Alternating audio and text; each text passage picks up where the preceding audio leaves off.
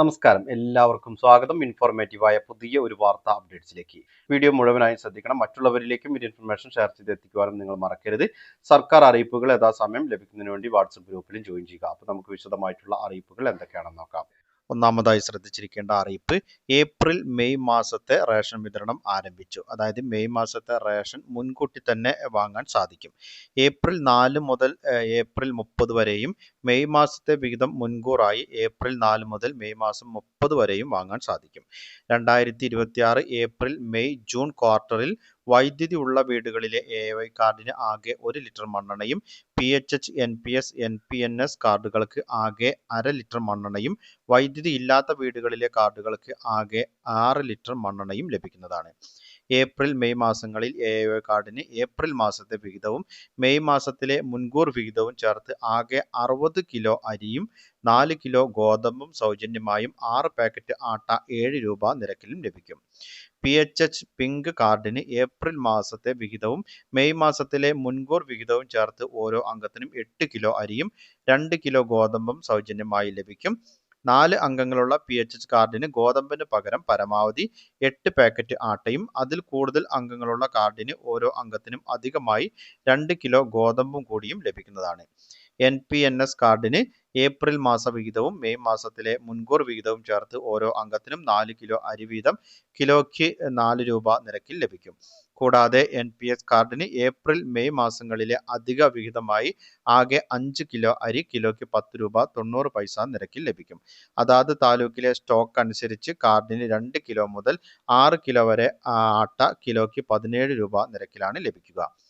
NPNS കാർഡിന് April മാസ വിഹിതവും May മാസത്തിലെ മുൻകൂർ വിഹിതവും ചേർത്ത് ആകെ 10 കിലോ അരി കിലോയ്ക്ക് 10 രൂപ 90 പൈസ നിരക്കിൽ ലഭിക്കും. അതാത് താലൂക്കിലെ സ്റ്റോക്ക് അനുസരിച്ച് കാർഡിന് 2 കിലോ മുതൽ 6 കിലോ വരെ ആട്ട കിലോയ്ക്ക് 17 രൂപ നിരക്കിലും ലഭിക്കുന്നതാണ്. അടുത്തതായി ശ്രദ്ധിച്ചിരിക്കേണ്ട അറിയിപ്പ്, ഈ ഒരു മാർച്ച് ഏപ്രിൽ മാസത്തിൽ ക്ഷേമ പെൻഷൻ ഒന്നിച്ചാണ് വിതരണം ചെയ്തത്. അതായത് ഈ ഒരു ഉത്സവ സീസൺ അതുപോലെ തന്നെ തെരഞ്ഞെടുപ്പ് എന്നിവയൊക്കെ മുന്നിൽ കണ്ടുകൊണ്ട് ഒരു മാസത്തെ ക്ഷേമ പെൻഷൻ മുൻകൂറായി ഇത്തവണ അനുവദിച്ചിട്ടുണ്ട്.